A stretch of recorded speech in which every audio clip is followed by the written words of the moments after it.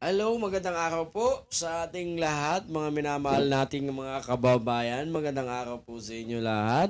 Good morning, good morning, good morning, good morning, good afternoon, good evening.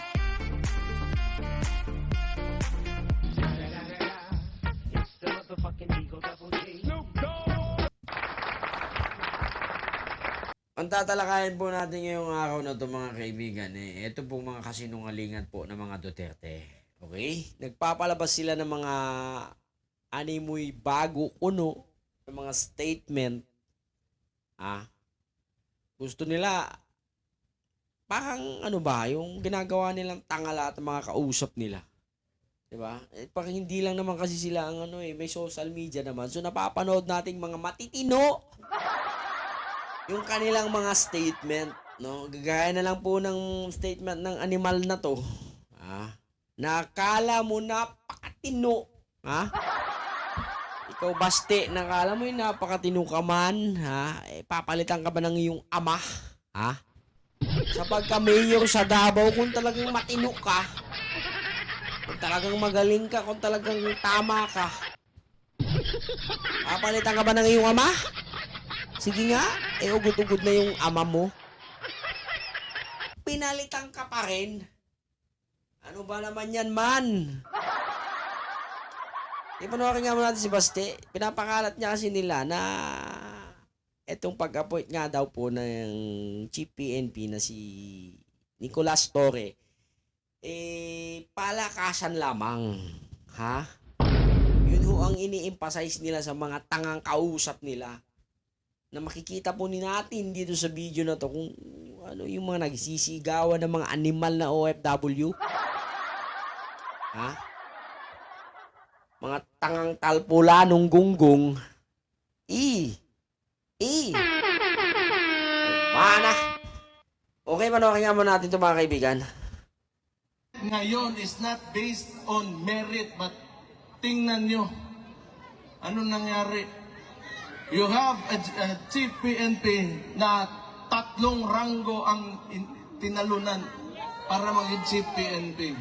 It's because this is not merit-based promotion. So, ano emphasize niya po mga kaibigan, hindi merit post promotion. So, ibig sabihin, parang palakasan lang ba? Hindi yung performance, mga ganon. Kumbaga palakasan lang daw. Ano nangyari naman kay Bato? Sige nga, recall nga natin si Bato.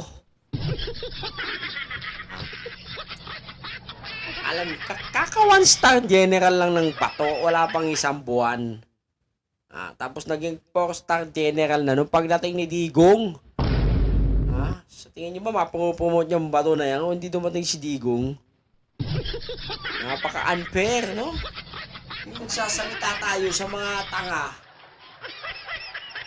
Para sa mga tanga, supposed to be, hindi naman kami tanga. Ha?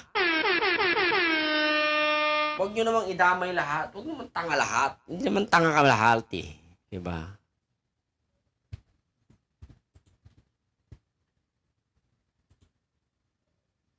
Promotion eh. Diba? Okay, I just respect his decision and I respect his opinion. Rewind lang ng konti sa termino naman ng tatay niya kung sino unang chief PNP. Okay? So, anong ranggo ng unang chief PNP at anong ranggo ko bago ako naging chief PNP. So, it really goes back to him really. Seriously speaking, it goes back to him. Okay? The first chief PNP of his father is a 1-star na naging automatic 4-star. Did he ask that? Did he question that?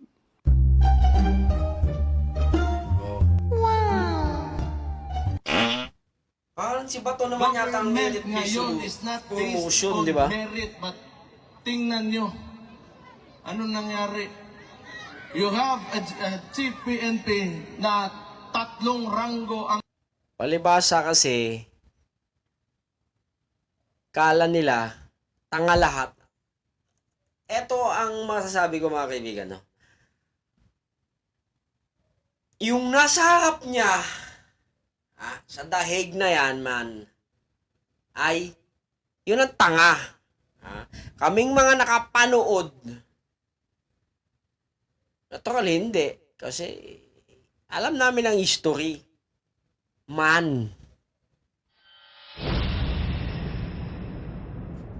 Alam namin kung ano ang ginawa o sino ang unang naging chief PNP ni Rodrigo Roa Duterte.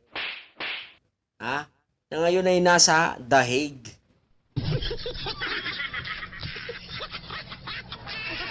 Celda 13.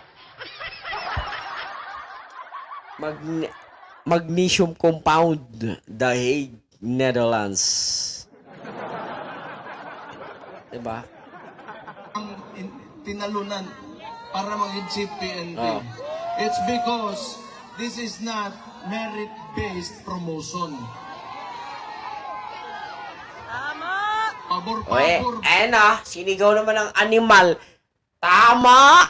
Putang ina mo! Tontonik! Tama daw?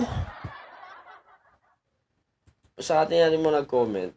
O kaya masasabi ng mga animal. May mga magsabi lang si Basti di na nagsisearch. O, tama naman, di ba?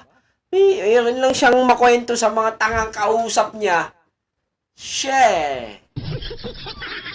May amnesia hindi po ito si Polong, si Basti. O ito, back to tuloy lakas naman bus pero gawain hindi naman nala.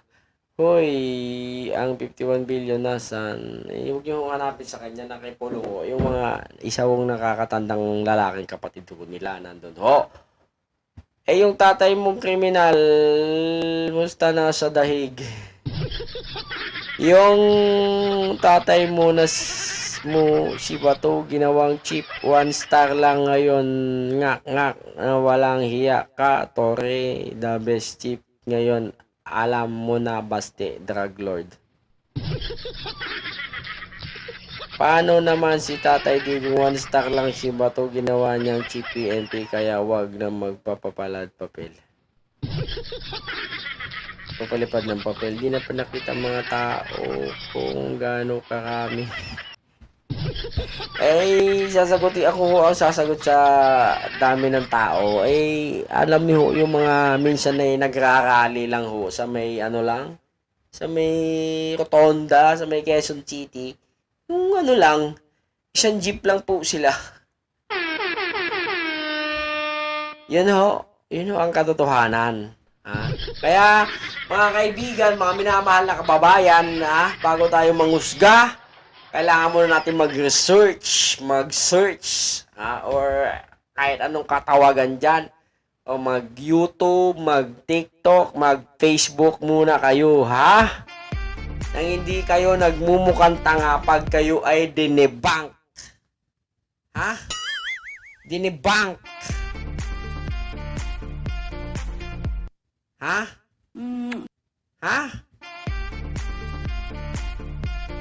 Ayun. Yun lang. At kailangan naman natin kontrahin ito kasi ito ho yung fake news ho 100% kaibigan fake news. Okay? Kaya naman,